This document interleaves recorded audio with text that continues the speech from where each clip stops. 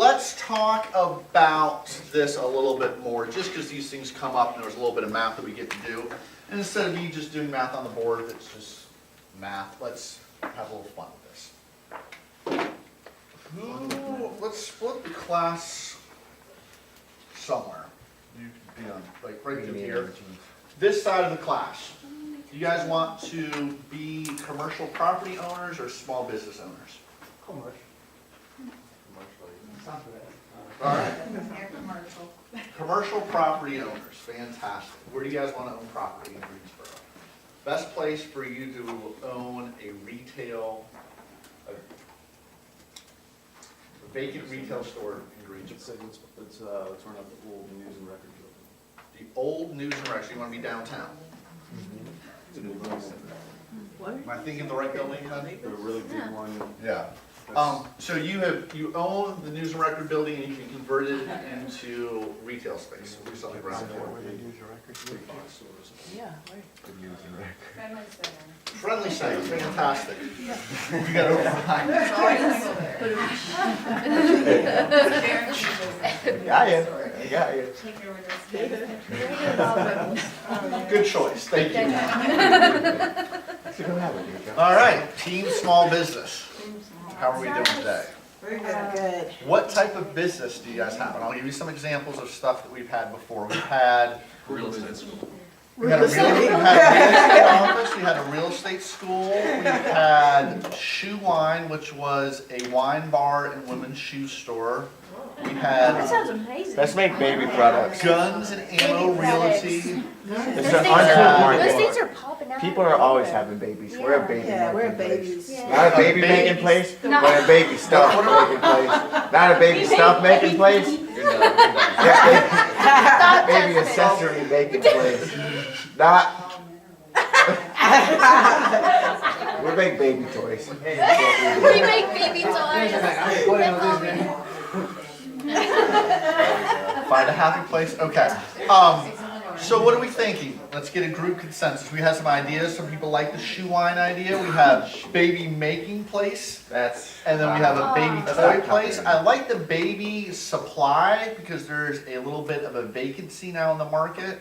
I've got an What went innovative away? idea. Toys R Us Rent a went nap. away. Toys R Us and Rent a Babies nap. R Us. Come in and Yeah, bed and take a that's so nap. sad. Oh. So a napping? I said rent a nap. Yeah, bring your Rent a kids nap. in and we'll take care of them while We you should sleep. open a thrift Oh. store. I will go We'll there. even watch you. Yeah, I would go So there. a drop-in daycare slash sleeping napping hut. Nap, yeah.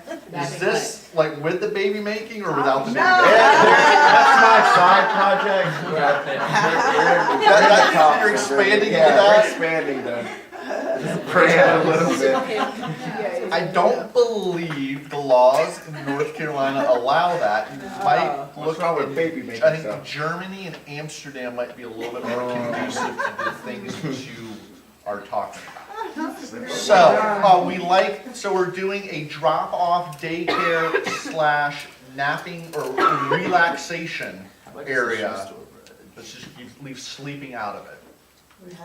Where you drop your kid off in one section, then you rent a little pod or tent in another section. Yes. What are we calling it? Really good. We're calling it. We're calling Oh. it. Drop it nap. Rent a Drop nap. it. What? Rent a nap. Drop a Nap. nap. Drop in Drop a nap. nap. Yeah. Drop a nap. Yeah, we had like Or cookies drop and in stuff now? and some milk so you can fall asleep. And You gotta get on this. you also have a little retail section out front too. Or wine bar. Yeah, we have like cookies and milk. Wine with kids. So we're at the Chuck E. Cheese model where the kids go running and playing and the adults get drunk. They've been around forever. And then you sleep it off. Something's working there. Something's working. All right, dropping that. Are you a new business or are you established and expanding? We're We're established and expanding. Oh, yeah. Established and expanding, fantastic. You want to move to Greensboro. You want to expand to Greensboro. You look at Greensboro, where do you want to be? Where do parents want to drop their kids off at while they do something? At Somewhere Friendly near. Center. Friendly Friendly Center. At Friendly Center. At Friendly Center. You got it. Yeah. What's the worst thing to take a 3-year-old to do? Shopping. The movies. That's true. All the above. That's true. All the above. Yeah. All of that, Anywhere. everywhere. Yeah. Everywhere. Yeah, movies there too. Yeah, so, what's your first step? You've looked online, you've hired a commercial broker, you're on LoopNet. Does everybody know what LoopNet is? Yeah. Yeah. So you know what MLS is? Yeah. LoopNet is kind of the MLS for commercial. It's about 10 times more expensive. You can get some information free out of there, but there's even like listings. You gotta be a member to look at it. The commercial retail space is a very closed-knit community, and it's very tricky to get into, for lack of a better term. So you look on there, you've got your commercial broker. They have called the leasing office at Friendly Center and says, hey, I'd like to show some retail space. What do you guys have? Friendly Center, we've got the perfect spot for you. How many square feet do you need? We're gonna need a pretty big place. Do it. 3,000. 40,000? No, 3,000. 3,000. All right. Yeah. 3,000 is big for Friendly Center. Oh, that's big. Cause we gotta split it in half. That's like your, that's kind of like your Barnes and Noble, maybe a little smaller than Barnes and Noble. Keep at it, we're gonna put like a lot of. Yeah, we gotta split this in half, cause some of it's gotta be used Well, for kids. no, Barnes and Noble's Yeah. gotta be bigger than that. I'm trying to think what the square footage, because something about this size would be about right. Nah, we need like. We need space, Yeah, we Yeah. have a section cause people need to have their private little, and quiet I'm away trying to from the think. My kids. house is about 3,000 square feet with that. Yeah, all right. So let's do 2,500 square feet. That would be your typical 4-bedroom house with a bonus room. Friendly Center, you get a call. What do you think? Like, drop it, Napa. I've never heard of such a thing. What's the first thing you're doing? Or what's the first thing your commercial broker is doing? Researching the company. What's the first thing you do when anybody says something you don't know about? Google it. Google it. And they're like, okay, let's see what these are. Oh, great, look, they've got a website, looks really cool. This is their 6th, or they have 6 branches already. They're in North Carolina. They're successful. They've been around for how many years? 10 years. people been napping for 2 years. Napping and drumming. 24 parents. So what's important for you at Friendly Center? Supporting irresponsible parents. Do you guys want to have the other idea of the baby making hut? Yeah. Why not? But that's What what I would about do if I Bristol? had a chance. Drop. We're still more Get so drugs. than the baby name. Yeah.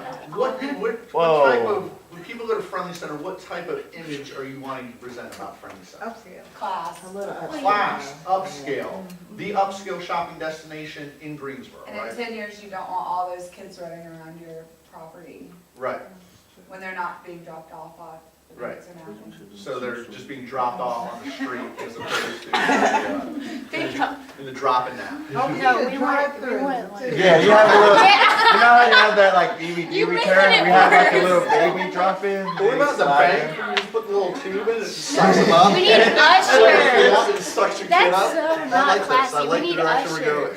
Usher, yeah, valet parking. It's faster, just drop the kid in, keep going. No way. Do a car. That actually would be a good idea. Friendly Center for an idea for a future expansion is valet parking at Friendly Center. But Yeah, valet parking. one of the big advantages of Friendly Center and outdoor shopping centers like that, why they're getting much more traction than malls, is because it's so much more convenient. You can drive up, I want to go to Banana Republic, I pull up to Banana Republic, I don't park in Sierra Miss Lot G and walk 6 miles past You can all get the stuff I banana don't want to go to Go to to get work, there. just saying. Yeah, so, you've got that, dropping out, just come in and look at your 2,500 square foot spot, and they say, yes, this is gonna work. We start talking about lease rates. How, when you sign a residential lease, how are residential leases marketed? You see Look- the price. You see the No, price. no, no, like the price. Yeah, you Like, see the price. what's the price? Yeah. It's bits. It's the Yeah. same. It is $1,000 a month, right? Mhm.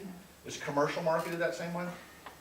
Probably. Square footage, or frontage if it's land or something like that. But typically in retail, it's gonna be square footage, and it's gonna be a yearly number. So you might end up paying $100 a square foot, $200 a square foot, something along those lines. So if it's $100 per square foot, what's your lease rate gonna be?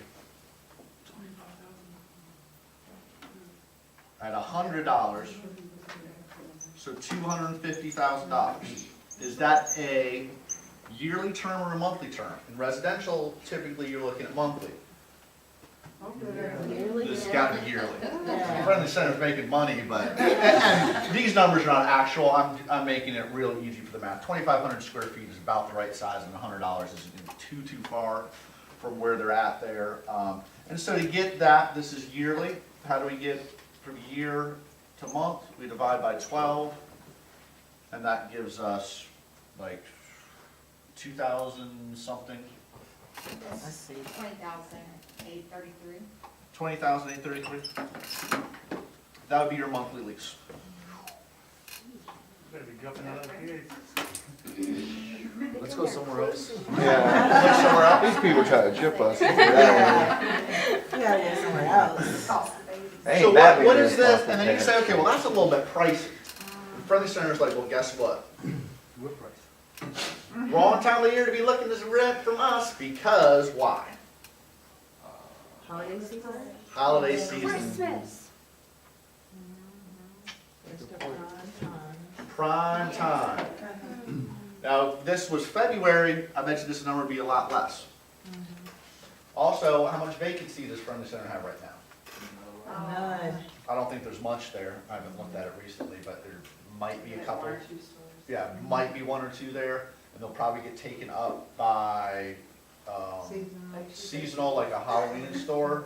I think actually Party City is going out of business too. Did you guys hear that? Party City's going out of business? Oh, think I yeah, read that's that. pretend like there's been a They're Party around City in the for last 5 Halloween, years. and I think I was just there. I thought they were I have going kids, I somewhere. was just there for birthday party supplies. Yeah, I mean, I know the one there at the, off the Battleground, I'm there all the time. Dollar stores right to Party City, and Yeah. I've got a And 6 you gotta and buy 8-year-old.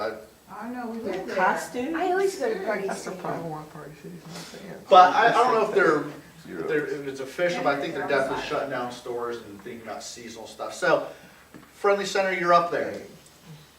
So your guys at Drop and Nap are like, okay, let's take a look at our business model and take a look at how much money our other stores are making. Because you guys could also thrive in a spot like this, similar to this, where the lease rate here is considerably less than Friendly Center. Why is this space less than Friendly Center? Location. Location, yeah. How many people are in Friendly Center? A lot. Tons. How many people are on Oak Branch? No. Not many. It's This all is more of a business. destination Right. where you gotta go out of your way, where Friendly Center is much more established. That's gonna be a big difference in cost. Which is why Also- the parents will pay more for it to be in Friendly Center. Convenience factor. So, you gotta take a look back at your business model and say, you know what? We're used to only paying maybe $50 a square foot at our other locations. Let's negotiate Yeah, let's negotiate. What's negotiable in a commercial lease? everything. Everything. Everything. So, what type of lease, Friendly Center, you know that you want to have somewhere around, your target is getting somewhere around $20,000 per month from Dropping That. However, what type of costs are Dropping That gonna have when they first lease your space? What do they have to do? We gotta fix it up and make The it. shoe wine store, it used to be shoe wine before that. They went out of business because they didn't have their paperwork with the ABC board correct. And there was some fraudulent, deceptive sales practices and some inferior quality shoes. Where they were getting women drunk and selling cheap shoes. So what's in the space right now? You have shoe racks, you have a bar, and Got it. yeah, so you gotta gut it and do what? What is Dropping That need? You need 2 separate areas, We'll right? actually keep the bar. You don't A have to. play area Your play area and napping pods. And so what is gonna be a real huge concern when you guys do your construction Dropping Out? Safety. Number 1. Number 2 is noise, 100%. Because what's next to Dropping Out on one side? Victoria's Secret. Yeah. When you're shopping for some new items, do you want to hear screaming kids? Do you want that? No. If you are paying $20 or paying $40 an hour to drop your kid off and nap, what don't you want to hear? You know what, Victoria's Noise, Secret noise. actually is pretty quiet. Well, no. I know, that's because there's good soundproofing between there. They didn't open up a Tumblebees right next door to them. So soundproofing, that is a huge, whoever said that, that hit the nail on the head. Quality duct tape, no. Also the safety aspect. So, was this type of floor gonna be good that's here? This floor right here is concrete with no padding and commercial carpet.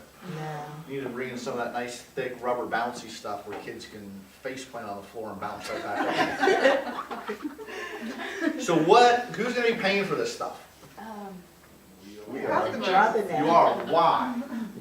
Because we're gonna pass it on to the customers. Exactly, because it doesn't help Friendly Center when you guys move out to have super deluxe, a wall through the middle of it with this crazy amount of sound insulation and really spongy, bouncy floors. That provides no benefit. But let's say the air conditioning isn't quite right in that space. Who would be responsible for that?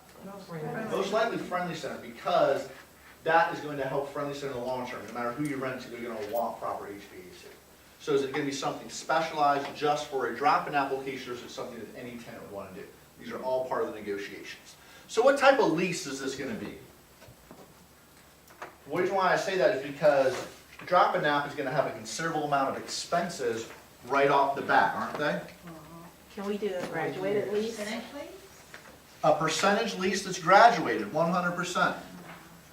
This is just not working. Is the spray bottle there? The spray bottle's there, but I mean, this is a little bit better.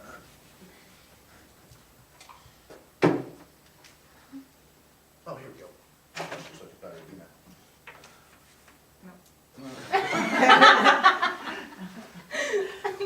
So many choices. All right. So we were talking about doing a graduated lease.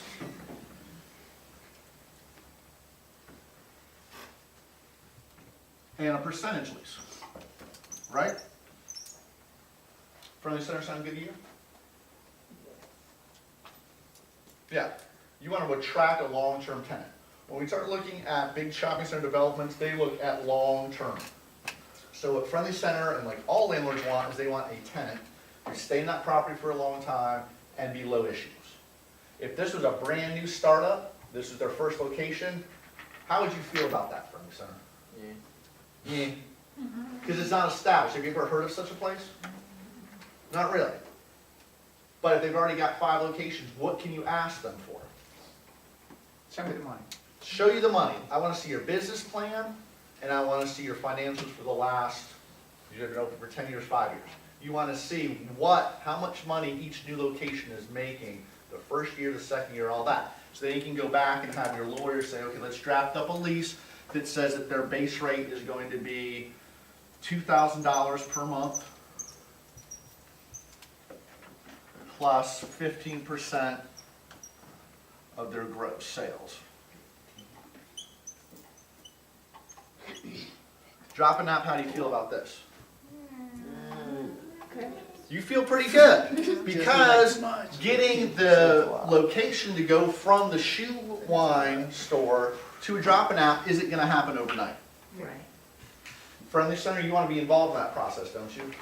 Most likely you're telling them, okay, here are the contractors you'll be using. Why is that important for you, Friendly Center, to be controlling that?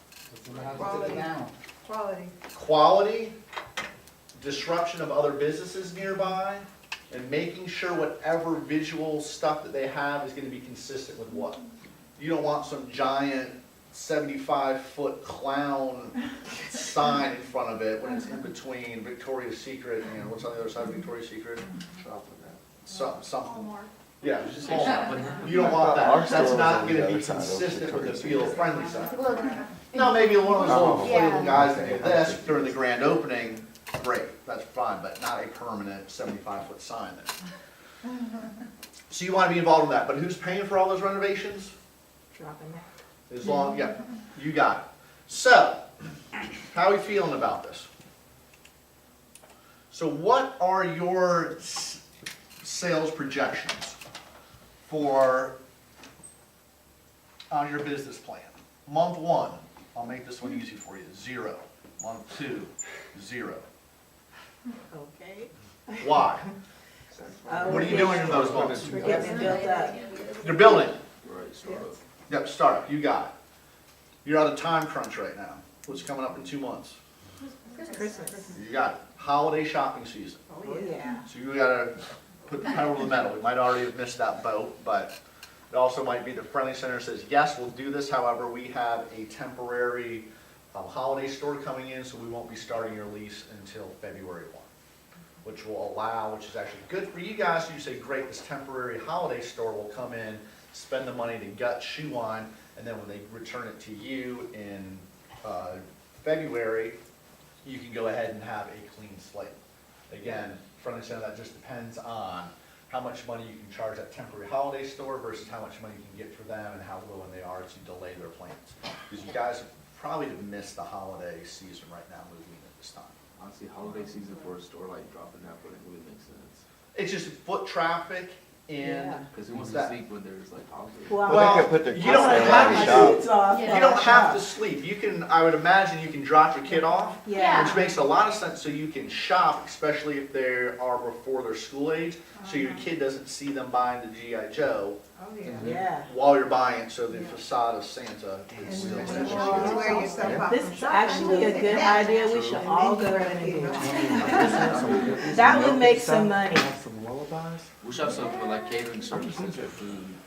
All right, so Friendly Center, you've got that, you've seen that. So in your 3rd month, what are we thinking about as your total amount of sales that you'll have? So let's think about how much you're charging per hour. Charging, 20. $20 an hour. This is Friendly Center. I can tell you that The regular drop and pay is. most drop and pay is 15. 15. Yeah, I was gonna So- say I pay 13. So I would say for just a drop and play, you gotta be at 20, at least 20. I don't even know if Yeah. $20 works. And then for a drop plus nap, Oh, yeah. 35. 35. Is this an hour? This is how much they have. and this is per hour. I mean, right now it's like at, Yeah. Drop your kid off, it's good. yeah. Does it I mean, Wow. Oh, yeah. 5 hours. I'll pay $15 to catch a nap with somebody else. Friends with my kids, oh, yeah. 35. They also have like food and stuff that you can buy while you're Yeah, there right. to help you Yeah. fall asleep. And some people like to have like milk and Milk. stuff before they go to sleep. So we have like accessories on the I side. was thinking like Tylenol PM or I was something. gonna but say. Muscle relaxers. So we don't sell drugs. Like an Ambien or something? All right. Milk and brownies. And so working these numbers, so you're gonna be open typically from like 10 to, how late do you wanna go? Fridays, Saturdays? Oh, yeah, 1 a.m. Like Let's drop, do this. I'll tell you when both of my kids were super young, I can't remember the place, it was off the Battleground that we took it, but they used to have like Friday and Saturday night parties from like Busy kids. Busy Kids, Oh, yes, Busy Kids. Busy Kids. I think I still have some money up there when my kids were older. Yeah. But like at a Friday night, you could drop them off from like 8 to like 10:30. It was a pizza party and a movie, yeah. or like Oh, yeah. the laser disco parties and But stuff. And it Chris, was this is Friendly Center. Right, right. You have to abide by the Friendly Center hours. right. Oh. So What if time you do they go close? to it- But we could have a special lease that What time is makes Friendly us. Center out? Right. So like the movie theater has special hours. The They go restaurants later have than special that, hours. So Yep. So it all depends. But that is a very good thought. Is keeping everything Dropping that consistent. after dark for adults. So how many billable hours are you guys looking to have per day? let's do Somewhere 10 like to 12. 9, and then 9 to 1 is like after hours. Just Friday and Saturday nights for date nights. Yeah. Yeah. Yeah, okay. So if we've got then, say there's 10 to 9, so that is 11 hours, and we want to have average of what, 30 kids in there? So that's going to be 300 hours? Average per day? And then we'll say maybe half for drop and play and half for that, so we're averaging somewhere around $27 is our average per hour rate. You know, what, let's do 25, 'cause you might run a special, so what's 300 times 25? Is that 7,500 per day? Multiply that by 30, $225,000. 225,000. Look at that, see? Wow, Plus, and 15% of that, goes to Fremont. It's $33,750. 35,000. Got $33,750. All right, so, dropping that, how do we feel about this? Nah, I feel like. It's a little high. Yeah, Now, you looked at your business plan, and ran the numbers, of course, Friendly Center's like, you know what? Go ahead and show me the 225,000. Go ahead and show me the 300 billable hours per day. So, what you can, so you say, you know what, we'll keep it at this, however, we're gonna cap it, the max rent we'll ever pay is $25,000. Friendly Center, remember you wanted, 20,000 and change, so you're fine with a $25,000 cap. Why are you fine with a $25,000 cap? So what's gonna happen in July? Boom. Where are all the kids? Out of They're out of school. school. At the beach, vacation, all that stuff. You're not gonna have that same 300 hours. In the summer, I don't know, it's debatable. It could be because if we start targeting school-age kids, where you maybe start having video games, stuff like busy kids used to do, they'd have a little video game section for more like the 6 to 10-year-old kids, then those summer hours might go up. You can also start doing camps there and stuff like that during the summer. So, we'll keep it there. So we're gonna do that, but there's gonna be a certain amount of seasonality with us. I agree with that. All right, so so our sales targets for the first month, we're not gonna hit that. Let's say it's 120,000. For the fourth month, it's say 180. Fifth month is gonna be 200. And then the sixth month is going to be right up there. You're saying it's gonna take about 6 months for us to get up to our sales potential. Sound good? Everybody happy so far? All right, let's see what actually happened. And so we're gonna type up the lease that, but we're also gonna do a graduated lease, we said. So we're signing this lease. Friendly says, okay, we'll give you a 3-year lease. Dropping that, how do you feel about that? I don't like that 15%, but I guess it's okay. What are your concerns about that? That's a lot. For the 3-year lease? Yeah. How much money have you invested to change that? Right.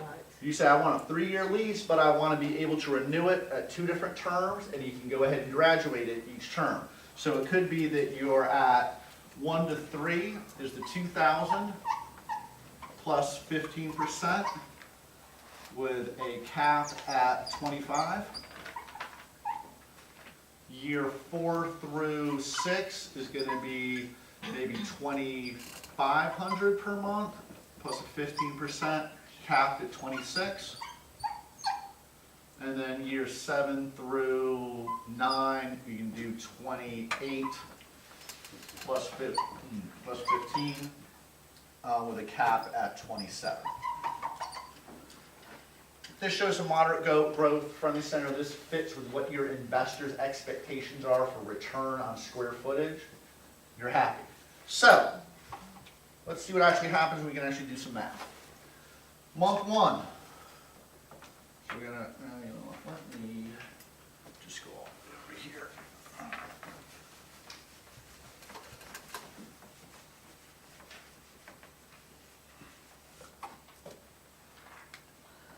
So we have the month, 1, 2, 3, 4, 5, 6. Our target, our actual. So our target was 0, 0, 100, 150, 200, and 225. our actual sales, how much was our actual sales in month 1? No. 0. Why? What were we doing? Construction, friendly center, they're using you guys, everybody's happy, right? Hit our plan. We're gonna have a smiley face. Month 2. 0. Everybody's happy because we're hitting plan. Month 3. We had a little problem. Insurance. The insurance provider was a little bit uncomfortable with the sleeping situations there, so we were a little bit delayed on opening. So did you hit your 100,000? What did you hit? 75. How much rent did you pay? So to do that math, we would have our base of 2,000 plus 15%, Of 75, which is 11,250. 11,250, and so our total rent is 13,250. Who's happy? Nobody is. You didn't hit your sales numbers, that means your profit's down. Friendly centers got a red flag on you. Say, okay, just the first month, they told us that what the issue was insurance, nothing to do with that. Month 4. What were your actual sales? You ran a great promotion. Buy one, get one 50% off 2 kids. Buy one, get one 50% off the second kid. This is not part of your plan, this is something different. Buy one, get one half off your second kid. So you drop 2 kids off instead of paying the $30 an hour, or instead of paying $60 an hour, you're only paying $45 an hour. We hit the 150. You hit your 150. That's great. So you're paying 2,000 base plus what's 15% of 150? Oh, I'm sorry. No, you're fine. 22,500. 22.5. Add that up, we're at 24.5. That's what you're paying, right? Everybody's happy. For instance, like, okay, good comeback. You're off of our radar now. Month 5, 210. You do the math, you're going to hit your cap at 25,000. 31,500. Right, remember, because we're capped off, so if we do the math, we get to 31, boom, we hit our cap at 25,000. Wait, sorry, so it's the 5th month, The 5th month, so the cap is 26. no, this is year, I'm Oh, sorry. sorry.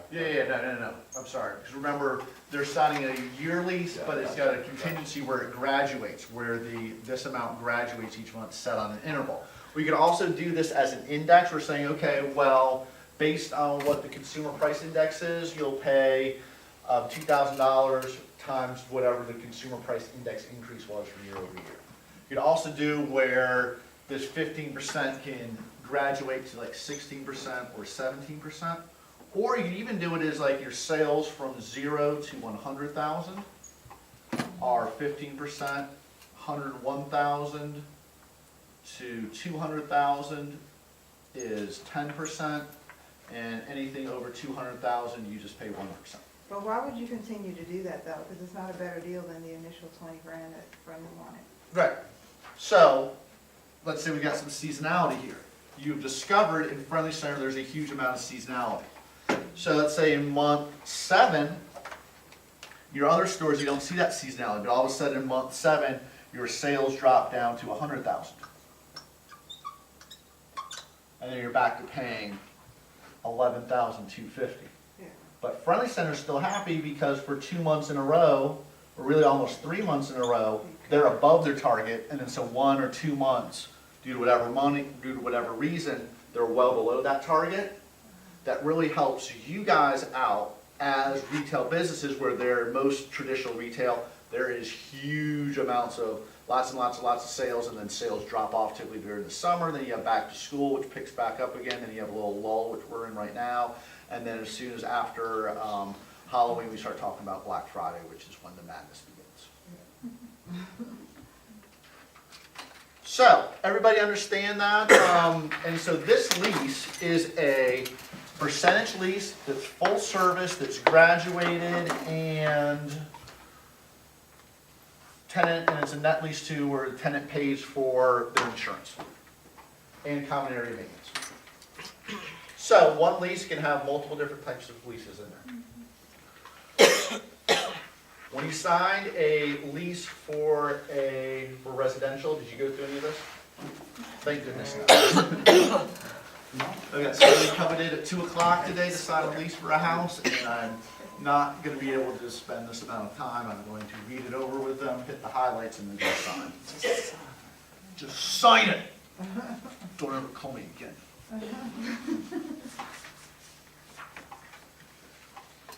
All right, any questions on the slide? Any questions on the fund we had there? All right, let's keep trucking. Lease provisions. We are on page 329. All leases must have 4 different things. Mutual agreement. What does that mean? Both sides agree. Consideration. Does that mean that people have to be nice to each other? No. Typically, in there, at some point in time in that commercial lease, there's going to be a room where Drop and NAP has their lawyers, and Friendly Center their lawyers, and when lawyers get together, what do lawyers like to do? And why do they like to do this to each other? Billable hours. You got it. One of my tenants called a lawyer on me a couple days ago, and he just wanted to talk to me on the phone all afternoon. Why did he want to do that? Billable hours. It's not that I'm just such an engaging person. Everybody wants to talk to me all day, but he just wants some billable hours. Capacity to contract. And we're at the top of 330. What does that mean? They must be like Legal aware of what capacity they're. contract. So They must be aware of what they're signing. Yeah, that mostly more has to do with the mutual agreement, but the capacity to understand that. Sound mind, sober. Now, I rent some houses that I don't think anybody of sound mind would ever want to live in those places, but they're still there. I'm still getting by that. Does this mean that if I'm meeting with a potential property owner who might want me to sign them up on my program and manage the property for them, that I can't take them out to lunch and buy them a beer? Can I do that? Yeah. I can, 100%. Can I intentionally get somebody drunk and then make them sign a property management agreement? Probably not. Legal objectives. The objective of the lease must be legal. Give me an example of a lease that would be illegal. You can grow marijuana. Yes, 100%. Hey, yes, I would like to rent your vacant land from you. Okay, what would we like to do with it? I'd like to establish a marijuana grow. Great. In the state of North Carolina, not legal yet. Not legal. I think in Canada, Canada just, Yesterday, yeah, I read something that Canada's now Yep. It's legal. legal. They have some special people on TV. That's kind of an oddball example. I don't get a lot of that. Here's what I do get. I've got a couple houses that have lots of land with them and some large outbuildings. All the time I get commercial customers saying, hey, I would love to have my tree service rent this property from you, and we'll use the house as an office, use the outbuildings to house our equipment. Is that legal? Yeah. If you want. Depends on zoning, but zone residential, is that legal? No. My first question is who's gonna be living in the house? If they say nobody, I say, no, I can't do it. They say, okay, well, I'm gonna live there. I say, fantastic. Here are, City of Greensboro, here are the City of Greensboro rules on home-based businesses, particularly with the number of commercial vehicles you can have parked outside at any given time. Does this fit your business? Yes, it does. Great. Your lease is underneath your name, and here's a nice little addendum that says you are allowed to have a home-based business at the property. Legal. But if they weren't living there, I would then be renting a property on a commercial basis, illegal based on zoning. So, that is what has to be in a lease. However, my lease is a little bit longer than 4 bullet points, for obvious reasons. Next slide is common provisions of the lease. None of this stuff is required by law for it to be a valid lease, but most leases will have this stuff. Why is that? I don't have a lot, but I want to protect what I have. And one of my jobs is a duty to who? The owners of the property. A lot of my owners own a couple properties, some owners own 1 or 2. They like to protect what they have too. So a lot of that stuff that's in the lease is to protect everybody and to make sure the tenants know what they're getting themselves into. So tenants use. That's a great segue from what we just talked about. Are you growing marijuana there? And if you are, not gonna work out. Are you using this for a commercial property in a residential zoning? Nope, not gonna work out. Use the property for residential purposes only. Environmental concerns. I know we've already talked about this once, 1978 is a good date. Lead-based paint, asbestos, radon, all that good stuff. Fixtures, what's a fixture? Anything attached to the property? Yeah, That's is, transferable to property? yeah, is a stove a fixture? Yes. Can be unless it's excluded. It can be unless it's excluded. What about a refrigerator? Do all my tenants think that the stove and refrigerator automatically becomes them when it's time for them to move out? Yes. Sometimes. Washer and dryer No. is theirs. My refrigerator's so much. But they just gotta take it with them. They're like, you know what, Chris, we had such a great time running from you. I need a souvenir of this experience. You know the perfect souvenir will be? Yes. Your stove and fridge. Yeah. And typically that happens, and it's strange because they want a souvenir like right after I evict them. That the sheriff and myself show up, and then all of a sudden, all their stuff is still piled high in the pile in the living room, but my stove and fridge, And then Derek will not help you. strangest thing. So I'm Get a very, tree. Yeah, he won't yeah, help I'm you. very specific in my leases that say stove and refrigerator are property of the owner. Just so there's no questions about that. Repairs, who's responsible for repairs? All depends on the lease. Landlord, minor repairs, furnace filters, light bulbs, batteries and smoke detectors, tenant. Improvements, is a tenant allowed to paint? They have to ask. They have to ask first, and most of the times no. If they do say yes, I typically ask for a little bit more money on the deposit. Why is that important to me? In case they don't actually put it back, yes. Right, exactly. If they want to do some oddball paint colors, normally, it's a very rare situation that I would allow this. I rented to, actually one of my painters who did a lot of work for me, rented a house, and he's like, Chris, I'll paint for you. And I said, great, no problem. I'll buy the paint. He's like, okay, great. He's just one of those people that would rather paint the house themselves because he wants the paint to look the way he wants it to look. So I just bought him the paint, I let him paint, I put it in the lease because I knew he knew what he was doing. I had one tenant who painted their bedroom high gloss black, Oh, wow. walls and ceiling. Do they ask permission? No, they didn't. How many coats of paint did it take for me to cover that up? More than 4. Wow. Yeah, I actually went in there with a paint sprayer, which is primer after primer after primer. Insane. They did not get their deposit back on that one. But that's what they wanted to do. Upfitting for a commercial lease. Drop and nap, you guys did a lot of upfitting. You guys put a couple walls in. You made some nice new spongy flooring that fits your insurance requirements. You brought in little pods for people to sleep in, lots of soundproofing, stuff like that. Upfitting, who's responsible for that? Typically the tenant, but it can be in the lease. Also, we didn't talk about that in the example, but there's also something called an upfit allowance, where Friendly Center says, you know what, we understand that you are taking over the space. Let's say when you guys move out, a shoe store wants to come back in. Friendly Center may offer that shoe store a bit of an upfit allowance just because of the bizarre situation that Drop and Nap wanted to do with putting a wall in the middle of it and having this crazy flooring. A little bit more difficult to remove that. Assignments and subleases. What are they? Do I allow them? If so, why? If not, why not? Let's start off with an assignment. What is it? Someone takes over your lease. Right, so standard lease, you have the tenant leases directly with the owner, and you might have a property manager who's representing the owner. So tenant has a lease with their name and the owner's name, and the money for rent flows directly. But the tenant got a call from their job and says, oh, we're transferring you to Tennessee. Tenant says, you know what, they're 6 months into the lease, and they say, you know what, this is perfect timing. Guess who's in town? Cousin Tim. Nobody in here is by the name of Tim, are they? Good. Cousin Timmy comes to town, looking for a place to stay. Tenant says, great, you know what, just go ahead and take over my lease.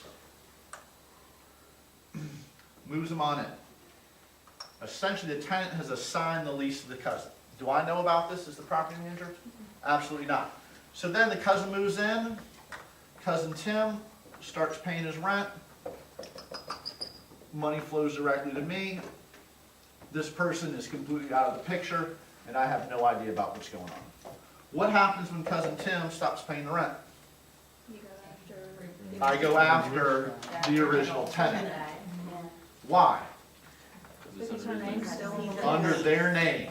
You got it. That's an assignment. First person completely moves out of the way, cousin Timmy moves in. What happened if the tenant calls me and says, hey Chris, I just got transferred to Tennessee, but my cousin would like to come in and take over my lease, so I don't have to pay an early lease termination fee. I say, great, no problem. Why don't you and Tim come on by the office? I'm gonna go ahead and email you an application, have him fill that out, have him bring the $35 application fee, and we'll go ahead and get him processed, and we will end your lease, put a new lease in cousin Tim's name. Everybody's happy. That way when cousin Tim stops paying the rent, the tenant's left out of it. Why is it, what's another important reason for me? What do I know about the tenant?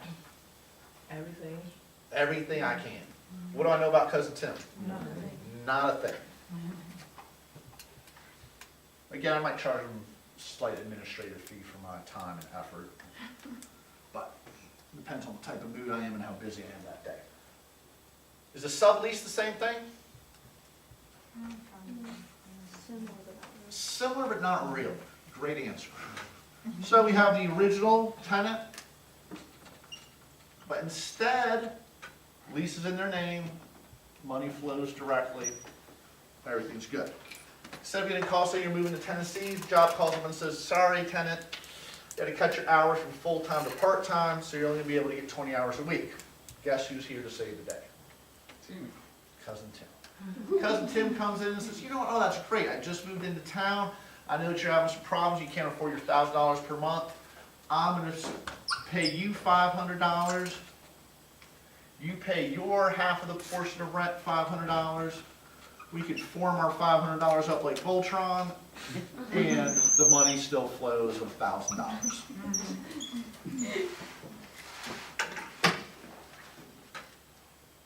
Sound good? What happens when I don't get the rent? Coming after the tenant. Guess what happened? Hours went from 20 down to 0.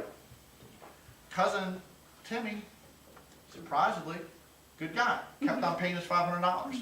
Original tenant, what is he doing with Timmy's $500? Living off of it. I filed court papers. On who? Does cousin Timmy get any notification on that? No. Typically not, unless the sheriff's gonna at some point in time knock on the door and staple something to the door, but the tenant ain't working, so he's there all the time. So he's the one who snatches that, puts away. Cousin Timmy doesn't know anything until about a month later, when the sheriff and myself show back up again with a little bit of a different attitude.